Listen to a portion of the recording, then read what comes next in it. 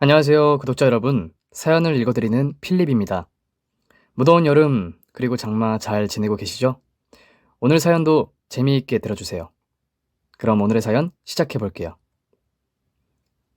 40 다 돼가는 딸과 오순도순 살고 있는 60대 여자입니다. 저는 십수년 전 이혼의 아픔, 아니, 이혼의 기쁨을 겪었는데요. 제가 그 인간과 산 세월이 38년이나 되었는데 그 시간을 어떻게 참고 살았는지 제 자신이 정말 대단하다는 생각이 듭니다. 여러분도 배우자의 밑바닥까지 보신 적 있으신가요? 제가 이 채널에 사연을 신청한 이유가 앞서 말한 전 남편과 있었던 일을 넋두리 좀 해보고 싶었어요. 청취자분들이 들어주시고 같이 욕 좀 해주시면 제 속이 좀 더 시원해질 것 같네요. 그럼 제 이야기에 귀를 기울여 주시길 부탁드립니다. 1980년 어느 가을이었어요. 저와 엄마는 경기도 양평에 꽃구경을 갔답니다. 저희 식구는 단칸방에서 가난하게 살았지만 행복의 요소들을 찾아다니며 인생 사는 재미를 느끼는 게 유일한 낙이었죠. 그 시절에는 우리나라가 발전되지 않아 살아 숨쉬는 자연을 구경할 곳이 아주 많았죠. 아무튼 그곳에서 일회용 카메라를 들고 가서 엄마와 번갈아 가며 사진을 찍었네요. 저와 엄마는 둘 다 소심한 성격이어서 나들이 나온 다른 사람들에게 사진을 찍어달라는 말을 쉽게 하지 못했습니다. 그렇게 예쁜 꽃들 앞에서 서로의 독사진만 찍어주고 있는데 어떤 젊은 남자가 제가 두 분 사진 좀 찍어드릴까요? 모녀 사이 같은데 같이 찍은 사진 한 장은 남겨야 하지 않겠어요? 하고 말하며 저희에게 친절을 베풀었답니다. 그래서 저와 엄마는 고맙다고 인사를 하고 그 남자에게 카메라를 건네주었어요. 이윽고 저와 엄마는 다정히 포즈를 잡고 여러 장의 사진을 부탁했고 많은 추억을 남길 만큼 많은 사진을 찍었습니다. 그리고 그 남자에게 카메라를 돌려받고 가려는데 생각도 못한 말을 하더라고요. 따님이 어머님을 닮아서 굉장히 예쁘시네요. 이것도 인연인데 두 분 저랑 밥 같이 먹지 않으실래요? 저는 당황했는데 엄마는 뭐가 그리 좋은지 깔깔거리며 웃으며 총각이 우리 딸이 마음에 들었나 봐요? 남자가 아주 용기 있네. 그럽시다. 밥 먹으러 갑시다. 하고 그 남자와 발을 맞춰 걷기 시작했어요. 이에 저는 얼떨결에 그 남자와 우연히 만난 지 15분 만에 함께 식사를 하게 되었고 엄마가 집 전화번호를 그 남자에게 가르쳐 주었답니다. 이튿날 아침 전화가 걸려왔습니다.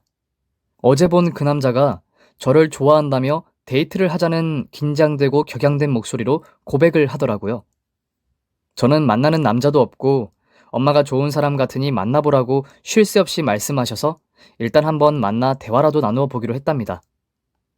그렇게 다시 만난 그 남자는 어제 본 것보다 훨씬 멋있었고 매너와 칭찬이 온몸에 배어 있어 나누는 대화가 재밌고 유쾌했어요. 그래서 전 그 남자의 고백을 받아들이게 되었고 애인 사이가 되었답니다. 약 2달 동안 연애를 하자 그이는 빨리 결혼하자고 부추겼습니다. 서로 좋아하고 사랑하니 더 잴 것이 뭐가 있겠냐며 하루빨리 결혼해 자식 낳고 살자며 성급한 청혼을 하더라고요. 지금이야 오랜 연애를 하고 결혼하는 걸 추구하지만 그때만 해도 이 사람이다 싶으면 곧장 결혼하는 게 보통의 부부였죠. 그래서 저도 그이 같이 멋지고 능력 있고 매너 있는 남자가 처음이었기 때문에 빠르게 결혼을 결정해버렸어요. 그리고 부부의 연을 맺자마자 너무 섣부른 결정을 했다는 걸 깨달았습니다. 여보, 아침밥이 이게 뭐야? 난 따뜻한 국이 없으면 밥을 못 먹어. 안 넘어간다고. 나도 출근해야 해서 매일 아침 국을 끓이는 건 무리야. 그냥 대충 먹고 출근하자. 저는 연애할 때와 다르지 않게 툴툴거리며 말했어요. 그러자 남편의 무서운 얼굴을 처음 마주하게 되었답니다. 뭐? 대충 먹으라고? 내가 네 집 개야? 당신의 서방이고 하늘 같은 남편이라고. 그리고 당신이 벌어봐야 얼마나 번다고 회사 핑계를 대고 밥을 안 해? 이따위로 할 거면 회사 때려치워. 왜 그래 여보. 무섭단 말이야. 짜증 한 번 안 내던 사람이 왜 큰 소리를 치는 거야. 밥이 그렇게 중요하면 내가 노력할게. 제가 벌벌 떨며 말하자 남편은 숟가락을 바닥에 집어던지고 나가버렸습니다. 그날 회사에 출근한 저는 남편의 행동이 자꾸 떠올라 제대로 일을 하지 못했어요. 그런데 그날 밤 남편의 또 다른 모습에 깜짝 놀랐습니다. 술을 입에도 못 댄다고 하던 그이가 술을 얼마나 많이 마셨던지 현관부터 풍겨오는 알코올 냄새가 제 코를 찌를 정도였다니까요. 여보, 당신 술 못 마시잖아. 어디서 이렇게 술을 마셨어? 설마 아침일 때문에 그런 거야? 이게 남편의 쪼다로 하나. 남자가 사업하다 보면 술 좀 마실 수 있지. 어디서 감히 잔소리를 하는 거야? 정말이지 연애할 때와는 180도 달라진 모습에 적응되지 않았고 살이 떨리도록 무서웠어요. 그래서 몇 번이나 남편에게 그러지 말라고 제발 전처럼 대해달라고 말했더니 바로 손이 올라오더군요. 처음 남편에게 맞고 나서 5시간이 걸려 친정으로 도망온 저는 친정 부모님께 결혼을 잘못한 것 같아 이혼하겠다고 전했어요. 그러자 친정 부모님이 놀라고 당황한 표정을 지었습니다. 선뜻 이혼하라는 말을 하지 않더라고요. 저는 너무 서운했고 화가 나서 엄마, 아빠, 나 맞고 왔다고. 두 분 사이한테 맞았다고요. 라고 말했더니 아빠가 헛기침을 하시며 말문을 열었어요. 나연아, 많이 아팠지? 그런데 말이야, 이번 한 번은 그냥 넘어가주면 안 되겠니? 이서방이 맨정신으로 그런 것도 아니고 술 먹고 그런 거라며. 그리고 사실 얼마 전에 우리가 이서방한테 도움을 받았다. 우리 집 월세에서 전세로 돌려줬어. 꽤 큰 돈인데 아무렇지 않게 턱 쓰고 돌아가더라. 이서방 정 많은 사람이야. 이서방도 지금쯤이면 반성하고 있을 거야. 그러니까 오늘 하루만 여기서 지내고 내일 돌아가렴. 너도 이혼 엿딱지 붙으면 좋아질 게 하나도 없어. 알고 있지? 그때가 지금처럼 이혼을 아무렇지 않게 생각하는 시대가 아닌 80년대였으니 아빠 말씀이 틀린 건 아니었어요. 이혼녀라는 이유로 회사를 잘리는 걸 제 두 눈으로 똑똑히 본 경험도 있었으니까요. 나연아, 부모가 이 모양이라 미안하다. 이서방이 큰 도움 줘서 이제야 숨통이 트이게 됐는데 나연이 네가 이혼하겠다고 하면 미안하다. 그냥 넘어가주면 안 되겠니? 친정 부모님의 말을 듣자 머리에 뭔가를 맞은 것처럼 어지러움이 찾아오더군요. 남편의 어떤 모습이 진짜인지 헷갈려 어떤 결정을 내려야 할지 고민이 되었습니다. 물론 제 편을 들어주지 않은 부모님이 원망스럽긴 했지만 워낙 없이 사셨던 분들이 남편에게 큰 도움을 받아 그런 태도로 나오는 게 조금은 이해가 되었어요. 그래서 전 다음날 집으로 돌아갔고 남편과 마주하게 되었는데 이렇다 할 사과를 받지 못했습니다. 당신 나한테 사과 안 해? 장인어른이랑 통화했는데 내가 술이 과해서 기억이 안 나. 내가 설마 맨정신으로 당신한테 손찌검 했겠어? 앞으로는 술을 자제할 테니까 그만하고 밥이나 차려. 나 배고파. 마음 같아선 어제 일을 돌려주고 싶었는데 친정 부모님한테 큰돈을 해드렸으니 아무 짓도 못하겠더라고요. 또 시어머니가 어떻게 알았는지 저를 찾아와서 불만의 목소리를 높이셨습니다. 아니, 너는 잘못해서 한 대 맞은 걸 가지고 쪼르르 친정으로 가서 일러 바치니? 그리고 내 아들 같은 서방을 만났으면 충성하고 살아도 모자랄 판에 말대답이나 하니 처맞는 거 아니야? 너 또 앞으로 이런 일로 술 안 피우면 국물도 없을 줄 알아라. 저는 시어머니 말씀에 화가 났지만 제가 이길 수 없다는 걸 알고 알겠다고 대답하고 말았네요. 결국 제가 남편에게 당했던 일을 어영부영 넘어가게 되었고 아무렇지 않게 일상을 지내게 되었답니다. 하지만 남편이 술을 먹고 들어온 날에는 저에게 손찌검을 하거나 입에 담지 못할 욕설을 퍼부었어요. 제 행동 하나하나가 마음에 들지 않는다고 훈계하듯이 소리치며 손가락으로 이마를 밀기도 했고 제가 말대답이라도 하면 뺨을 치곤 했답니다. 그런데도 전 바보같이 참았어요. 친정 부모님이 남편에게 많은 도움을 받아 이제야 얼굴이 폈는데 또다시 돈 때문에 소가리를 하실까봐 걱정되었답니다. 그리고 몇 달 뒤 집안에 경사가 생겼어요. 제가 시부모님이 그토록 기다리던 손주를 임신하게 되었거든요. 사실 시부모님은 좋다고 느껴본 적이 없을 만큼 냉랭하고 고지식한 분들이었는데 저의 임신 소식에 웬일로 저희 집을 찾아와 곰탕과 추어탕을 소트로 끓여주셨습니다. 시어머니가 그렇게 밝게 웃을 줄 아는 분인 걸 그때 처음 알았어요. 아가, 잘했다. 아주 잘했어. 결혼한 지 1년도 안 돼서 애를 갖다니 장하다. 일단 회사부터 그만두거라. 임신 초기에는 조심, 또 조심해야 하니까. 그리고 우리 꼭 아들로 낳자? 우리 민수가 3대 독자인 건 알지? 무조건 아들이어야 해. 그렇다고 너무 부담 갖지 마라. 만약 이번에 딸이 나오면 둘째로 아들을 낳으면 되니까. 네, 네, 어머님 알겠어요. 저는 곰탕을 입으로 먹는지 코로 먹는지 모를 정도로 머릿속으로 5만 가지의 생각을 펼쳤습니다. 세상이 바뀌고 있어 아들, 딸 구분 없이 건강한 아이만 낳으면 된다고 생각했는데 요즘 말로 고인물의 마음은 절대 바뀌지 않는 모양입니다. 이듬해 저는 딸아이를 출산하게 되었고 예상했던 대로 시부모님은 다시 냉랭해지셨고 제 딸을 안아주기는커녕 얼굴도 제대로 보시지 않았답니다. 하루는 제가 시댁에 딸을 데리고 갔는데 울고 있는 딸에게 이렇게 말씀하시더라고요. 얜 뭘 잘했다고 우는 거냐? 안 그래도 못생겼는데 질질 짜는 걸 보니 꼭 오랑우탄 같다. 에미, 얘 데리고 방으로 들어가라. 시끄러워서 텔레비전 소리가 들리지가 않아. 제 딸에게 그런 막말을 들을 때마다 화딱지가 나서 시댁에 오는 게 끔찍하게 싫었습니다. 그래도 어쩌겠어요. 3대 독자의 아내이자 친정 부모님이 도움을 받으며 살고 계시니 입과 귀를 닫고 며느리 노릇을 해야만 했답니다. 그런데 남편도 시부모님의 행동을 그대로 따라하더군요. 지금이야 딸바보 아빠들이 참 많은데 그때 시절에는 그런 단어가 어울릴 만한 아빠들이 많지 않았죠. 그래도 자기 자식은 예뻐하는 게 당연한데 제 남편은 저 대신 딸을 안아줄 때마다 억지로 안아주는 표정이 역력하더라고요. 당신 딸이야. 그런 표정을 꼭 지어야겠어? 아들이었어도 그랬을 거야? 이 사람이 또 잔소리하네. 피곤해서 그런 거야. 당신이야말로 길바닥에서 서방한테 큰 소리 내는 건 어디서 배워먹었어? 아무튼 부모 교육 제대로 못 받은 티를 팍팍 내요. 응? 거기서 친정부모님 이야기가 왜 나와? 당신은 걸핏하면 내 친정부모님을 들먹이시더라? 그러자 남편은 온갖 인상을 쓰며 저에게 안고 있던 딸을 넘기고 집에서 두고 보자며 화난 걸음으로 가더군요. 그리고 어김없이 집에 가서는 남편의 매타작이 시작되었습니다. 제가 제대로 된 아내 대접과 며느리 대접을 받으려면 아들을 낳아야 한다는 걸 뼈저리게 느꼈습니다. 하지만 딸아이를 낳은 이후에는 더는 임신이 되지 않았어요. 2년이 지나고 5년이 지나도 말이죠. 그런 저는 결혼 생활이 어땠을까요? 시댁에 가는 건 끔찍하게 싫었고 남편은 저와 딸에게 무정하게 대했습니다. 그이는 외박을 밥 먹듯이 했고 집에 들어오면 잠만 자고 차려준 밥을 먹고 회사에 나가는 게 일상이었네요. 그러던 어느 일요일이었습니다. 그날은 딸아이와 놀이공원에 가기로 해서 아침부터 준비하고 있었어요. 그런데 남편이 거래처 사람과 급하게 약속이 잡혔다며 저희와의 약속을 깨버렸답니다.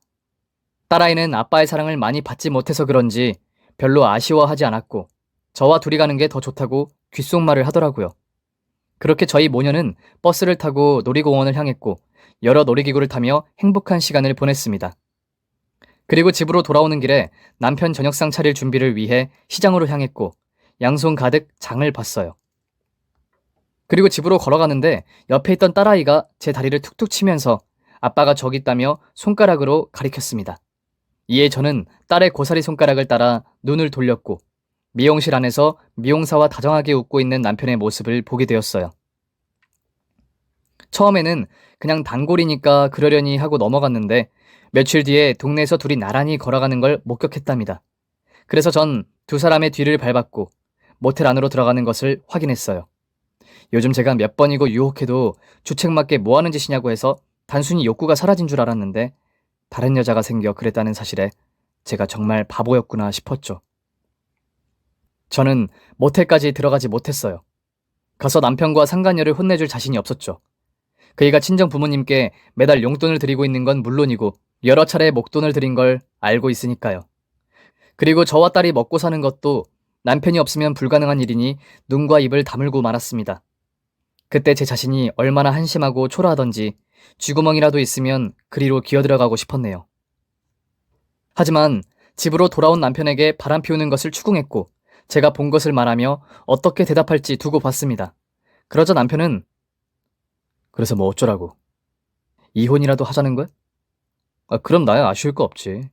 아들 낳아줄 여자랑 재혼하면 되니까. 그런데 당신한테 위자료는 못 줘. 장인 장모가 나한테 받아간 돈이 한두 푼이 아닌 건 당신도 알지? 라며 미안한 마음은커녕 언제라도 벌써 저와 이혼할 생각을 해두고 있던 것처럼 당당한 태도로 일관했네요. 누가 이혼하재? 당신이 하고 있는 짓이 우리 딸에게 얼마나 부끄러운지 생각해서라도 그 여자 그만 만나. 그러자 남편이 제 뺨을 날리며 소리쳤습니다. 지금 나한테 명령하는 거냐? 간이 배 밖으로 나왔구나. 네 부모는 내 덕에 먹고 살고 너랑 네 딸도 나 없으면 거지꼴로 살아가는 걸 모르는 거야? 어디 하늘 같은 남편한테 이래라 저래라야. 내가 뭔 짓을 하든 간에 넌 입 다물고 살림이나 똑바로 해. 거기서 제가 무슨 말이라도 해야 했는데 그놈의 돈이 제 입을 다물게 하더라고요. 이게 제 운명인가 싶어 바보처럼 모든 상황을 받아들이기로 했답니다. 그렇게 10년의 세월을 살았어요. 딸아이는 학교에서 우등생이라고 불릴 만큼 똑똑했고 세상에서 제일 예쁘게 성장하고 있었죠. 한편 친정 부모님은 연금을 받기 시작하시며 남편의 도움을 받지 않게 되셨답니다. 변하지 않은 건 저와 남편뿐이었어요. 그이는 수시로 상간녀를 바꿔가며 불륜을 멈추지 않았고 저는 모른 채 하고 지내며 처량하게 살았답니다. 그리고 얼마 뒤 친정엄마가 병원에 입원했다는 소식을 듣게 되었어요. 위암 4기를 선고받고 항암 치료를 시작했다는 말을 듣자 억장이 무너지는 느낌을 받았습니다. 그래서 저는 남편에게 이 소식을 전하고 함께 부산으로 내려가 친정엄마의 곁을 지켜주자고 부탁했어요. 하지만 남편은 사업이 바쁘니 저 혼자 다녀오라고 했답니다. 친정엄마가 위독한 상태인데도 별 감정 없이 말하더라고요. 그래서 결국 저 혼자 부산까지 내려가서 병실에 누워있던 삐쩍 마른 엄마를 만나게 되었어요. 항암 치료가 얼마나 힘이 들었는지 저를 보고 손조차도 올리지 못하셨답니다. 머리카락은 모두 빠져버리고 얼굴은 혈색 하나 없이 하얗게 변해 있었네요. 그 모습을 보자 제 가슴이 찢어질 듯 아파졌고 슬픔의 눈물이 멈추지 않고 흘렀습니다. 엄마, 왜 이렇게 약해졌어? 작년에 봤을 때만 해도 건강했잖아. 친정엄마는 아기 같은 미소를 지으셨어요. 우리 나연이 오랜만이네. 부모 잘못 만나서 고생 참 많았지? 엄마가 너에겐 미안하다는 말밖에 해줄 말이 없다. 미안해, 나연아. 미안한 건 알아? 그렇게 미안하면 빨리 나와서 나한테 다 갚아. 힘 좀 내라고. 제가 엄마의 손을 잡자 얼마나 차갑고 거칠던지 사포를 만지는 기분이었답니다. 의사 선생님은 위암 4기의 생존율이 4분의 1인데 저희 엄마는 연세가 있으셔서 그보다 낫다고 말씀하셨어요. 결국 마음의 준비를 하라는 말을 빙빙 돌린 것과 같았죠. 여하튼 저는 엄마 곁에서 사흘을 머물렀어요.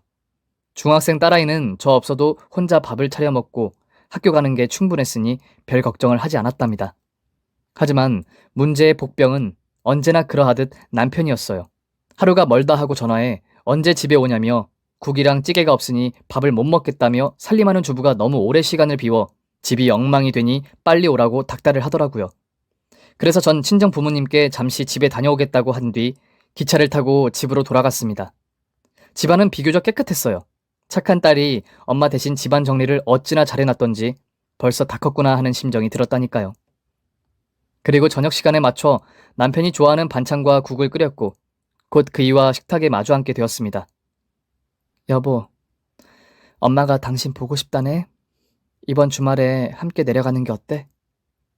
나 주말에 골프 약속 있어. 당신 혼자 다녀와. 남편의 태도는 여전했습니다. 제가 분명 엄마의 상태가 위독하다고 전했는데도 찾아뵐 생각이 전혀 없어 보였죠. 당신 장모님이 언제 돌아가실지 모르는데 그깟 골프가 중요해?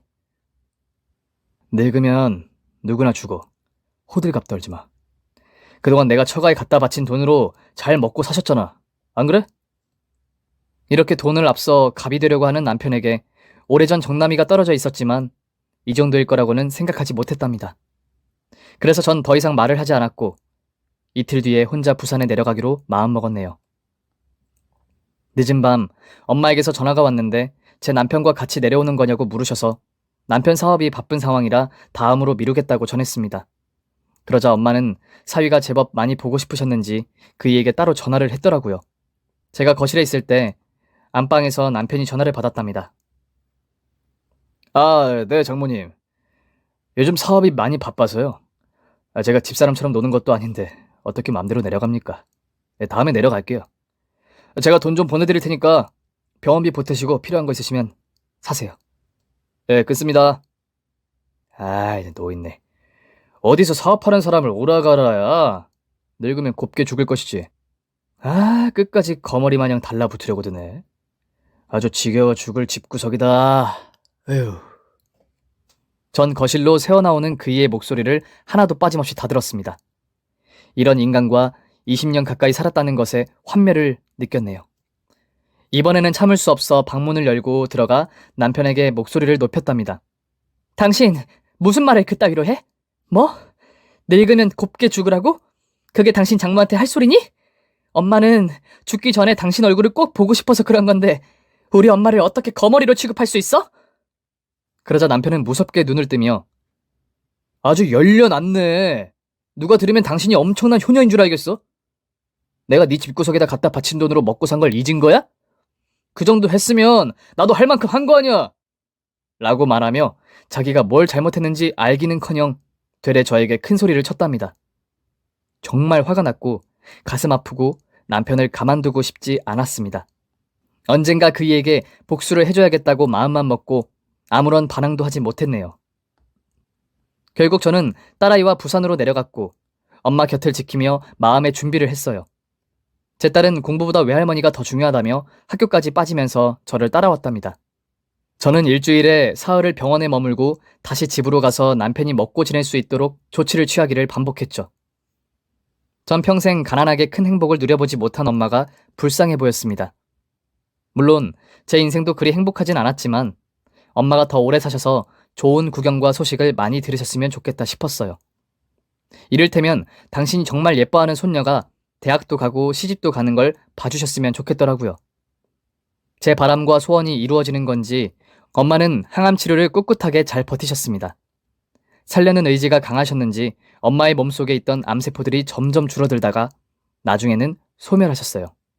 이를 본 의사 선생님은 저희 엄마가 정말 대단하다며 기적과 같다고 말씀하셨습니다. 위암 4기의 60대 환자가 이렇게 쾌차는 건 정말 보기 드물다며 박수까지 치면서 축하와 감사를 전하더라고요.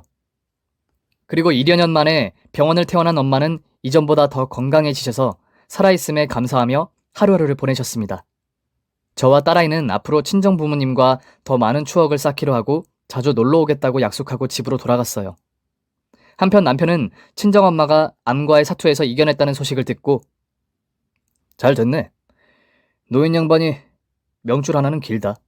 라고 황당한 대답을 했습니다. 당신 무슨 말을 그렇게 해? 진짜 너무하는 거 아니야? 당신 엄마에서도 그렇게 말했을 거야? 이게 또 뭘 잘못 먹었나? 그냥 닥치고 밥이나 차려라. 전 이런 사람과 더 살아야 할까 하는 회의감이 매일 들었답니다. 이혼할 용기가 없는 제가 너무 한심해 보이시죠? 저도 이런 제 자신이 무척이나 싫었습니다. 그렇게 사업이 잘 되던 남편은 늘 당찼는데 1998년도에 IMF가 터지면서 사업이 쫄딱 망하게 되었어요. 백수가 된 남편은 다시 재기하려고 여러 투자자들을 찾아가 봤지만 아무도 그 일을 도와주지 않았답니다. 저희 식구는 큰 집을 떠나 방 2칸짜리 작은 빌라에 월세로 들어가 살게 되었어요. 그런데 남편은 아무 일도 하려고 하지 않았답니다. 큰 사업을 운영하던 사람이 남 밑에서 일하는 게 자존심이 상한다는 이유로 집안에만 틀어박혀 있었어요.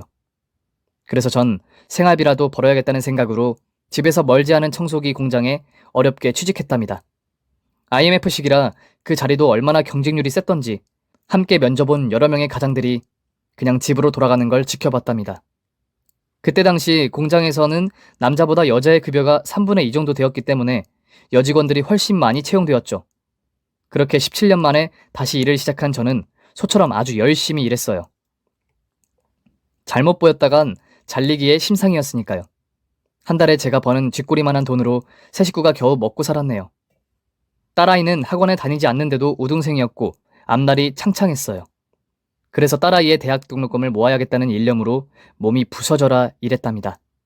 그렇게 일하다 보니 청소기의 원리가 저절로 이해가 되고 뭐가 아쉬운지 알겠더라고요. 그때 저희 회사에서 만드는 청소기는 소음이 굉장히 심했는데 그것만 수정해도 판매량이 급증할 것 같더라고요. 또 청소기에 걸레까지 달려있으면 따로 걸레질하는 수고를 덜 수 있을 것 같다는 생각이 들었답니다. 그래서 전 공장 반장님한테 제 아이디어를 말했더니 쓸데없는 소리 말고 시키는 일이나 똑바로 하라고 일러주더라고요. 그래도 전 포기하지 않고 불량으로 나온 청소기를 짜투리 시간에 만지작거리며 청소기 흡입기 부분에 헝겊을 덧대어 걸레를 닦았습니다. 또 소음을 방지하기 위해 모터를 감싸는 플라스틱에 스펀지의 원리로 만든 흡음재를 덧대었어요. 그랬더니 청소기의 소음이 절반 이상 줄어들었고 청소 또한 헝겊이 덧대어 있어 깨끗하게 잘 되었습니다. 저는 이를 공장장님한테 직접 보고했더니 아주 흡족해 하셨어요. 그리고 한 달도 지나지 않아 제 아이디어로 청소기를 제작하기 시작했답니다. 이후 청소기의 판매량은 급증 정도가 아니라 예약이 밀려 공장의 직원을 더 채용해야만 했답니다. 그뿐만 아니라 대기업에서 제 아이디어를 사겠다고 찾아왔고 저는 계약서에 사인을 하고 매달 판매 수량에 대한 성과금을 지급받게 되었어요. 그리고 제가 일하던 공장에서 개발팀을 만들어 저를 팀장으로 앉혀주었답니다. 그래서 저희 식구는 예전에 남편이 마련했던 집보다 더 크고 좋은 집으로 이사를 갔어요. 사람 일은 아무도 모른다더니 제가 큰돈을 벌고 남편을 대신해 가장이 될 거라고는 상상도 못했습니다. 저는 돈을 많이 벌기 시작하며 딸아이에게 못해줬던 학원과 과외를 시켜주었고 재기하지 못하는 남편에게 매달 용돈을 주었네요. 그이는 한심하게 집에서 먹고 자고 시간을 허비하며 살았는데 정말 꼴보기가 싫더라고요. 당장 이혼이라도 할까 생각했지만 친정 부모님께 해드린 게 있으니 갚아준다는 생각으로 참고 지냈어요. 그리고 그이가 했던 것처럼 시부모님께도 매달 용돈을 붙여드렸죠. 이듬해 딸아이는 명문대에 들어가게 되었고 제가 결심한 대로 등록금을 책임질 수 있었답니다. 그렇게 10년의 세월이 흘러 2008년이 되었고 청소기는 많이 발전하게 되어 제가 설 자리는 더 이상 없었어요. 그래서 그동안 모아둔 돈으로 전자상가를 크게 차렸답니다. 그때까지도 남편은 한심하게 집구석 페인으로 지냈고 제가 주는 돈만 받아가며 연명하고 있었죠. 그러던 어느 날 시어머니의 폐암 소식을 전해 듣게 되었습니다. 평소 담배를 많이 피우셔서 크게 놀랍지는 않았어요. 남편이 저에게 시어머니가 입원해 있는 병원에 가자고 하자 옛 기억이 떠오르더군요. 정확히 14년 전 친정엄마가 위암이었을 때 남편이 했던 말과 행동들이 빠짐없이 말이죠. 그래서 전 그이가 했던 대로 사업이 바빠 죽겠는데 가긴 어딜 가. 당신 혼자 다녀오든가 해. 라고 말했어요. 그러자 남편은 너 돈 좀 번다고 막 나가는구나. 시어머니가 암인데 며느리가 찾아보지 않는 게 말이나 돼? 라고 받아쳤답니다. 그래서 전 씩 웃으며 병원비는 있어? 내가 붙여줄게. 라고 말했더니 그 자존심 센 남편이 입을 다물더라고요. 이제야 누가 갑이고 을인지 제대로 이해한 것 같았답니다. 이후에도 남편은 제가 병원에 가지 않아도 한마디를 못하더군요. 그때 좀 통쾌하긴 했지만 속이 시원하진 않았어요. 그런데 그이에게 제대로 돌려줄 기회가 다가왔습니다. 시어머니가 저에게 전화가 걸려온 순간이었죠. 네, 어머님, 몸 좀 괜찮으세요? 너는 뭐 하는데 코빼기도 보이지 않는 거냐? 며느리 하나 있는 게 그 모양이어서 되겠냐? 여기 입원한 여자들은 죄다 며느리들이 와서 간병한다. 그러니까 너도 빨리 와서 나 좀 간병해라. 그때 저는 거실에 있는 남편이 듣도록 안방 문을 살짝 열었어요. 어머님, 다음에 찾아뵐게요. 요즘은 제가 사업하느라 바빠서요. 어머님도 아시다시피 제가 이 집 가장이잖아요. 돈 버는 사람이 어떻게 병간호 따위나 하고 있을 수가 있겠습니까? 아셨죠? 이만 끊습니다. 아, 어디서 사람을 오라가라야. 노인네가 죽을 때가 되었으면 조용히 곱게 죽을 것이지. 거머리처럼 달라붙어? 그동안 내 돈 뽑아먹었으면 됐지. 어디서 지 대소변을 받아달래? 아들이나 엄마나 하는 짓거리가 똑같네. 역시나 남편은 방문을 걷어차며 들어와 큰 소리를 치더군요. 너 정말 막 나가는구나! 뭐? 곱게 죽으라고? 거머리라고? 이걸 그냥... 그이가 저희에게 손을 올리자 제가 먼저 남편의 뺨을 후려쳤습니다. 내가 아직도 옛날에 네 마누라인 줄 아니? 어디서 폭력을 쓰려고 지랄이야? 그리고 지금 내가 한 말은 네가 14년 전 위암 걸린 우리 엄마한테 한 소리야. 왜 기억이 가물가물해? 그이는 부어오른 뺨을 잡으며 씩씩댔지만 다른 말은 하지 못했어요. 이제야 기억이 난 모양이더라고요. 그래서 전 남편이 그랬던 것처럼 시어머니를 보러 가지 않았습니다. 그리고 수십 년을 미뤄왔던 이혼을 해야겠다는 결심이 들었어요. 이젠 친정 부모님과 제가 남편에게 받은 만큼 돌려준 것 같으니 더는 베풀어줄 필요도 이유도 없었으니까요. 저는 남편이 병원에서 며칠 동안 밤을 새우고 있는 사이 집을 팔고 딸아이와 더 좋은 집으로 이사했고 변호사를 통해 남편에게 이혼 소장을 보냈어요. 그러자 바로 연락이 오더라고요. 당신 1억이야? 지금 우리 엄마 상태가 어떤 줄 알아? 정말 위독하다고. 그런데 이런 시기에 이혼 소장을 보내? 그러기야. 당신도 나의 엄마가 위독할 때 외면했잖아. 그래서 똑같이 해주는 것뿐이야. 그러니까 진작에 잘하지 그랬어. 내가 너랑 이혼하는 순간을 얼마나 오랫동안 기다려왔는 줄 알아? 그래도 당신한테 위자료 달라는 말은 안 할게. 당신이 친정 부모님한테 돈은 잘 갖다 줬으니까. 나중에 법원에서 보자. 끊는다. 그렇게 저와 남편은 2주 만에 법원에서 만나게 되었고 남남이 되어버렸어요. 얼마 뒤 시어머니가 돌아가셨다는 부고 문자를 받았습니다. 그런데 제가 꼭 가야 하나 싶더라고요. 저만 미워한 게 아닌 제 딸까지 조롱했던 시어머니한테 저승으로 잘 가라고 저를 올리고 싶은 마음이 손톱만큼도 들지 않았어요. 그래서 전 시어머니의 장례식장에 가지 않았고 전 남편을 위로하는 문자 따위도 하지 않았어요. 그리고 이만 인연을 끊자는 의미로 부조금 2만 원을 남편에게 이체했답니다. 가난했던 1980년부터 제가 당했던 수모의 복수는 그렇게 끝이 나버렸답니다. 어느새 저는 환갑의 나이가 되었어요. 딸아이는 제 결혼 생활을 보고 느낀 게 많았는지 40이 다 되어가는데도 결혼 생각이 없답니다. 제 아빠 같은 사람을 만날까봐 겁이 난다며 비혼주의자로 평생 저와 함께 살겠다네요. 제 젊었던 시절의 이야기부터 노년의 삶까지 적어봤는데 어떠셨나요? 요즘 사람들은 이해하지 못할 순간들이 있겠지만 어느 정도 나이가 있는 분들은 바보같이 살았던 저를 이해해 주시리라 믿습니다. 오늘 사연은 여기까지입니다. 재미있게 들으셨다면 구독과 좋아요 눌러주세요. 저에게 참 큰 힘이 되거든요. 그럼 저는 다음 사연으로 찾아뵐게요. 다음 시간까지 건강하시고 행복하세요. 이상 필립이었습니다.